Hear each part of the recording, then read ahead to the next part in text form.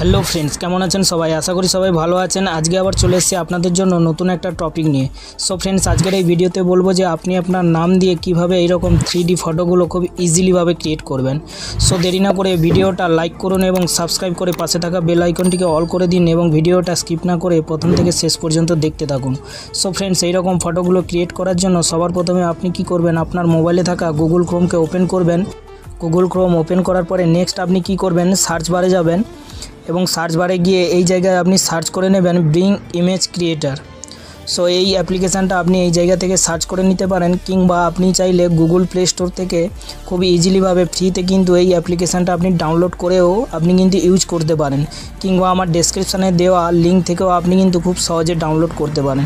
এবং এইটা লিখে সার্চ করার পরে নেক্সট দেখুন এই জায়গায় সবার ওপরের যে ওয়েবসাইটটা আপনার সামনে ওপেন হয়েছে, তো এই ওয়েবসাইটটার উপরে আপনি ক্লিক করবেন।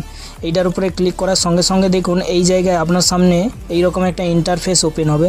তো এই জায়গায় সবার ওপরের যে খালি ঘরটা আছে, এই খালি ঘরটায় কিন্তু আপনাকে একটা প্রম্পট ক্রিয়েট করতে হবে।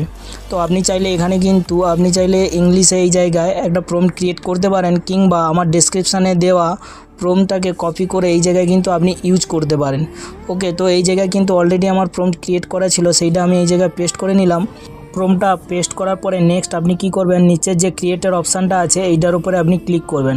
তার আগে ফ্রেন্ডস, আপনি যদি আপনার এই প্রম্পটটা চেঞ্জ করতে চান তো খুব সহজে এখান থেকে আপনি কিন্তু যে কালার কিংবা কোনো কিছু লেখা যদি আপনি চেঞ্জ করতে চান, এখান থেকে খুব সহজে আপনি চেঞ্জ করতে পারবেন। এবং চেঞ্জ করা কমপ্লিট হয়ে গেলে নেক্সট আপনি এই যে ক্রিয়েটের যে অপশানটা আছে এইটার উপরে আপনি ক্লিক করবেন।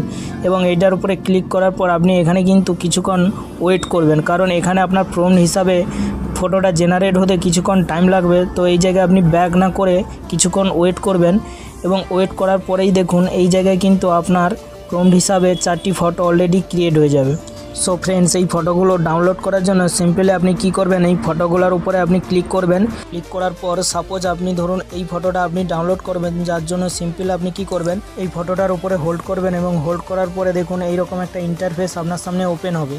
তো এই জায়গায় দেখুন ডাউনলোড ইমেজের যে অপশানটা আছে এই অপশানের উপরে আপনি ক্লিক করবেন। তো চলুন আমি এইটার উপরে ক্লিক করছি।